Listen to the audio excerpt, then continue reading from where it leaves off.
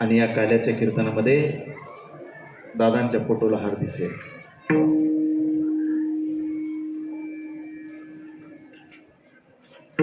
विठ्ठल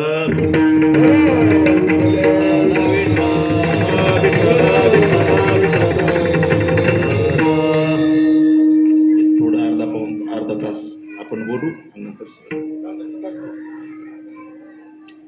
माझे गडी कोण कोण निवडा भिन्न यातून भगवान म्हणले कोण कोण आहेत माझे इकडे या.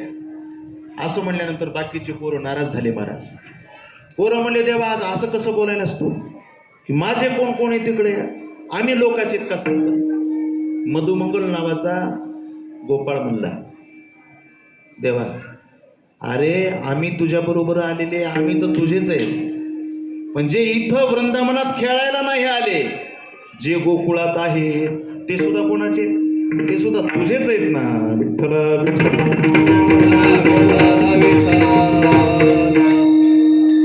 गोबड्या म्हणला कृष्णा अरे गोकुळातले सोड, जे कीर्तनाला आलेत नाही आले हे सुद्धा कोणाचे, तुझेच आहेत ना. या लागी मी पिता महत ब्रह्म ही माता अपत्य पंडू सुता जगडंबर. तुझा शब्द आहे की अपत्य पंडू सुता जगडंबर, मी जगाचा मालक आहे, तुझे शब्द आहेत. हो हे सगळे माझे लेकर आहेत. विठू माझा लेकरूवाला संगे गोपाळांचा मेळा, तुझे शब्द आहेत. मग तू जर जगाचा मालक असशील, तू जर जगाचा मायबाप असशील, हे सगळे लेकर तुझेच आहेत की रे. मग तुझेच सगळे असताना माझे कोण कोण आहे तिकडे असं का म्हणतोस. विठ्ठल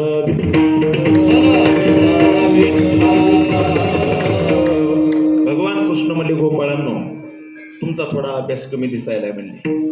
पेंद्या म्हणला कस काय. भगवान म्हणले मी माझे कोण आहेत म्हणलो नाही, माझे गडी कोण कोण. खेळायचंय ना, खेळायचं म्हणल्यानंतर गडी लागेल का नाही.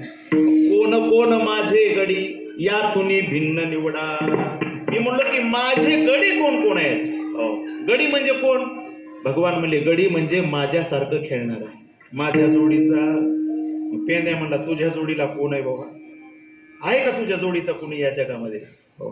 तुझी आई म्हणली की रे श्रीरंग माझा बेडा, श्रीरंग माझा बेडा,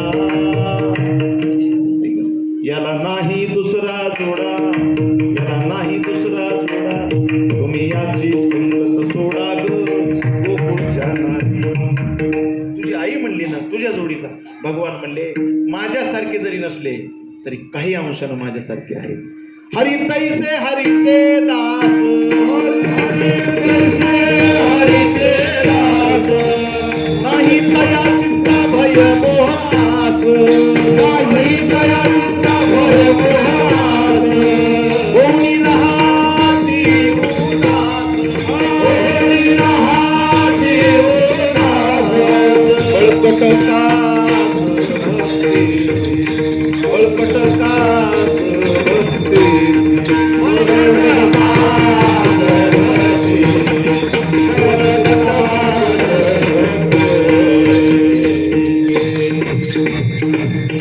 हरी तैसे हरीचे दास, नाही तया चिंता भयमोहास, कोणी राहते उदास, बळकट कास भक्तीची. माझ्या सारखे नाहीत पण काही अंशानं माझ्यासारखे. कोण. हरिदास. देव कसा आहे जीवनमुक्त आहे.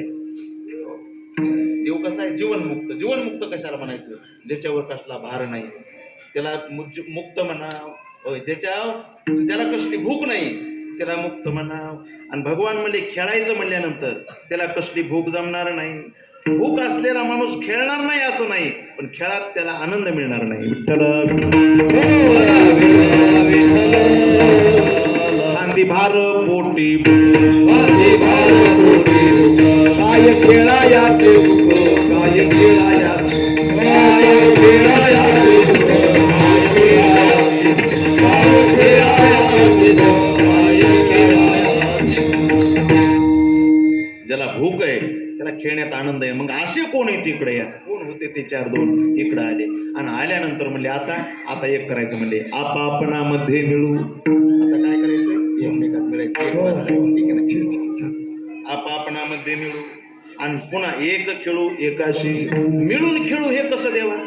भगवान म्हणले मिळाल्याशिवाय खेळताच येत नाही. खेळ खेळायचा म्हणले तर मिळावं लागतंय, मग खेळावं लागतंय.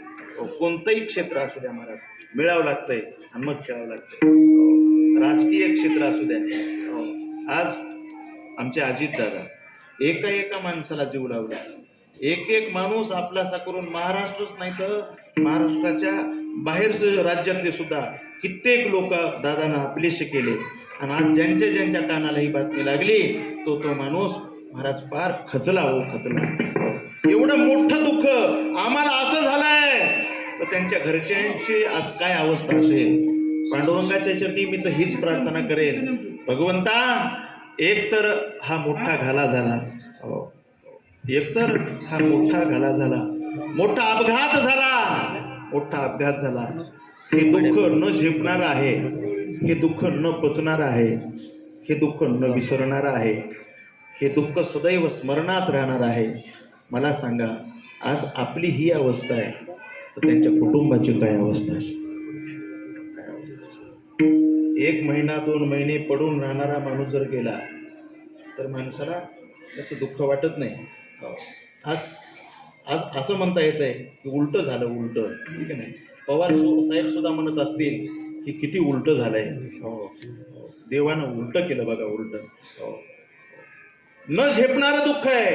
पांडुरंगाच्या चरणी हीच विनंती आहे, देवा त्या कुटुंबाला सुद्धा या दुःखातून कसं बाहेर काढता येईल ते पहा.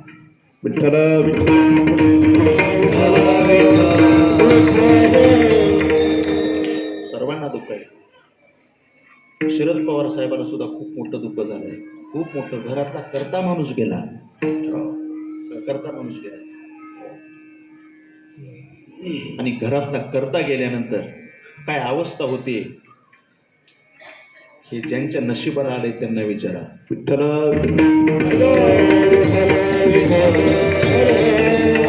मिळाल्याशिवाय खेळता येत नाही.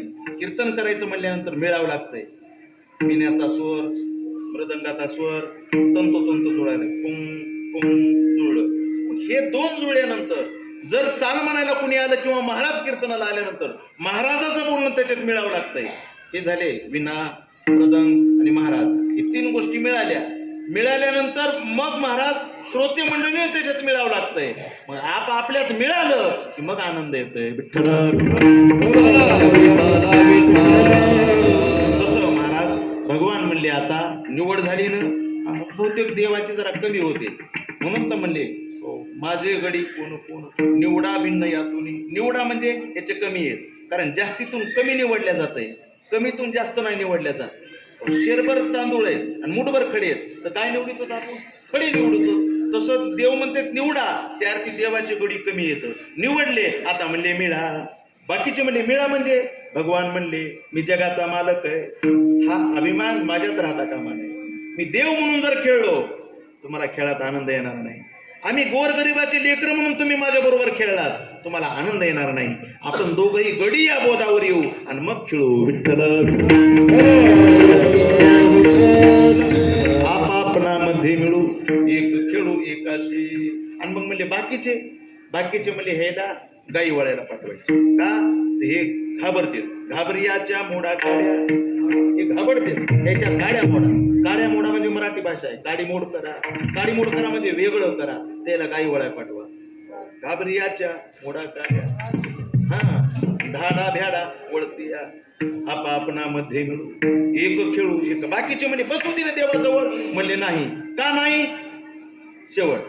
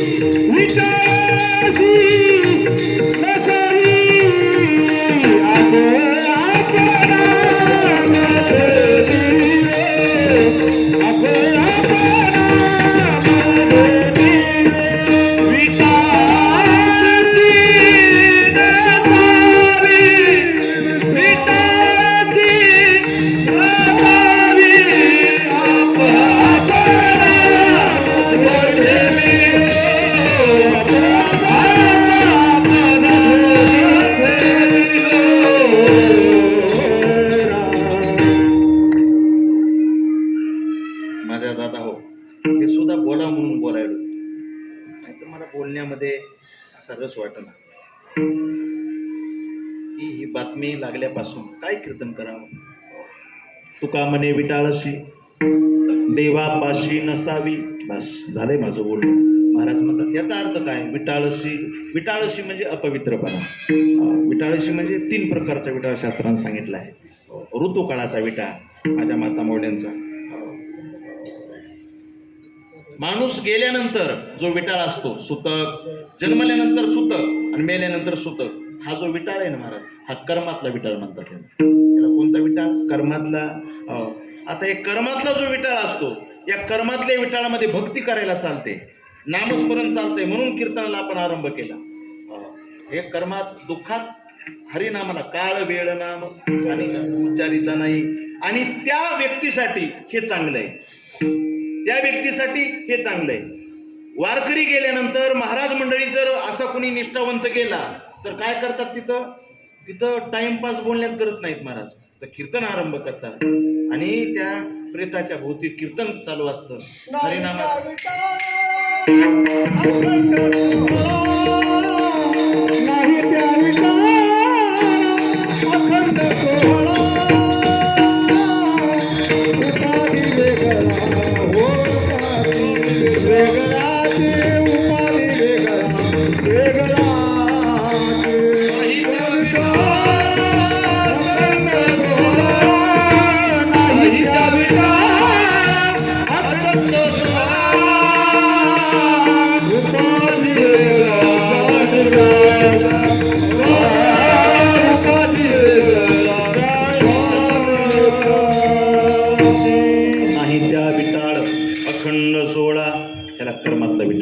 कर्मातल्या विटाळामध्ये भजन, फक्त पूजा चालत नाही. भजन, कीर्तन, प्रवचन हे चालतं. कर्मातला विटाळ दुसरा ज्ञानातला विटाळ आहे.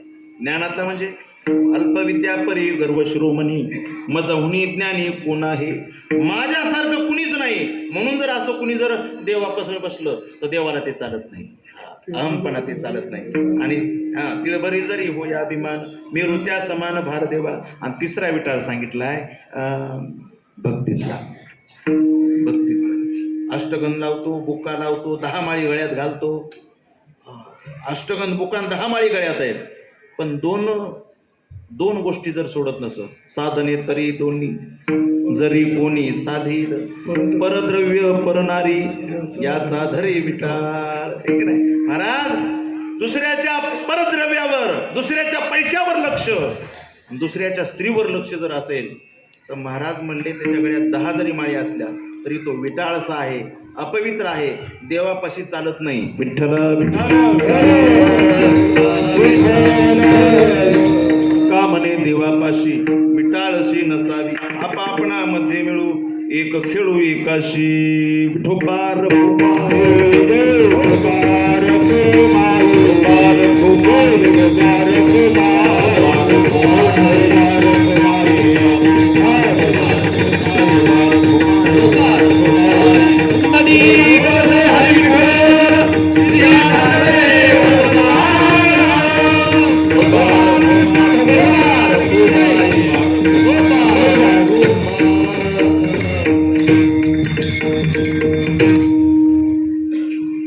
काल्याचं कीर्तन म्हणलं की थोडा दंडक आहे.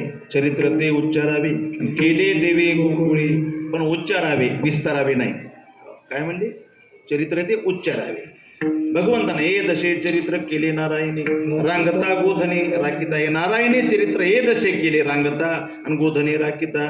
आणि म्हणून भगवान परमात्मानं महाराज रांग तरंगणी चोरीत लोणी धावणी धरिती गौडणी बांधिती चरणी देती गाराणी यशोदे साजनी दैवृत्त पक्षिणी तमाल निळे नवल केले साजनी. कृष्ण आळवा आळवा परतोनी माते दावा. कृष्ण आळवा आळवा.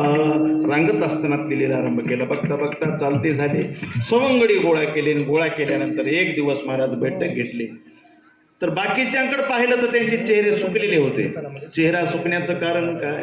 भगवान म्हणले काय झालं रे, चेहरे का सुकले, तुम्ही जेवण करून आला नाहीत का. सगळे म्हणले आम्ही जेवण करून आलो. मग बहुतेक तुम्ही नाश्ता केलेला आहे का. तर मनातली अतृप्ती चेहरा सुकवते, मनातली तृप्ती चेहरा फुलवते. विठ्ठल काय खाल्लंय तुम्ही. सगळे म्हणले आम्ही ताक आणि भाकरी खाल्ल्या. खाल्लं. परमार्थामध्ये ताक सार आहे, लोणी सार आहे. लोणी म्हणजे देव आणि ताक म्हणजे संसार. तुम्ही ताक खाल्लं, लोणी खात नाहीत का? नाही. नाही का तुमच्या घरी आहे? मग का खात नाहीत? आमची माया आम्हाला खाऊ देत नाही. भगवान म्हणले चिंता करू नका, याल तरी यारी लागी अवघे माझ्या मागे मागे, आजी देतो पोट भरी पुरे म्हणाल तू वरी. आणि मग महाराज भगवंताच्या पाठीमागं सगळे गेले. गेल्यानंतर कोणत्या घरी जायचे? कोण्याही घरी जायचं नाही. घर पाहुणी एकांताचे, नवविधान नवनीताचे. एकांतमध्ये ज्या घरानं सर्वांचा अंत एकाच केलाय त्याला एकांत. नवविधान नवनीताचे, कृष्ण कृष्ण म्हणून ज्यांचं चित्त लोण्यासारखे झालंय, लोण्यासह चित्ताची चोरी. विठ्ठल असे एका घरी गेले. गेल्याबरोबर कसं जावं? कृष्णामध्ये डोळे झाकले. उघडा म्हणलं की घरात गेले. भरपूर दैदोद लोणी खाऊ घातलं. आता बाहेर कसं निघायचं? डोळे झाका. उघडा म्हणलं की रस्त्यावर आले. गोपीने पाहिलं, पाहिल्याबरोबर घराने केलं. गवळणी गाराने सांगती यशोदेशी, दही दूध खाऊन या पळून जातो ऋषिकेशी. लाडका हा कानाबाई तुझा तुला गोड वाटे, याच्या खोड्या सांगू किती महिपत्र सिंधू वाटे. यशोदा म्हणली चुकीचं बोलतात तुम्ही, माझा काना असा नाही. मग तुम्ही त्याच्या वाटत जातात. तुम्ही लपवून याची गोठी, तुम्ही लपवून याची गोठी.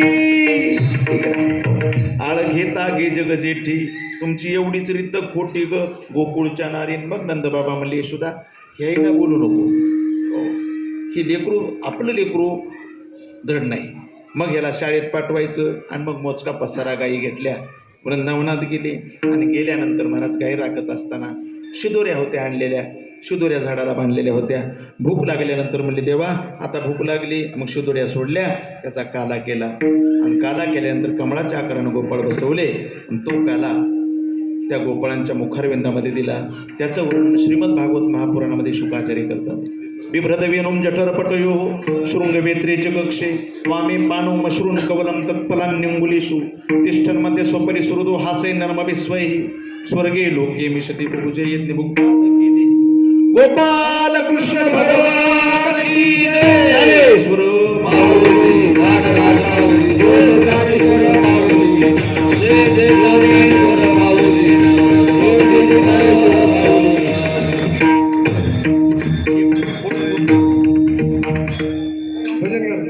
विठ्ठल जय जय विठ्ठल जय जय विठ्ठल जय जय विठ्ठल.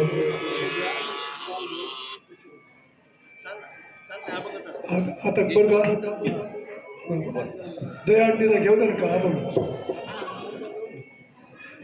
आले तिथं दहीहंडीचं फोड द्या चालू भाऊ. शिंकेला मविले दुरी होतो तिघाचे मेवारे तुम्ही वारे दुरी पडी दुर्गा पटवर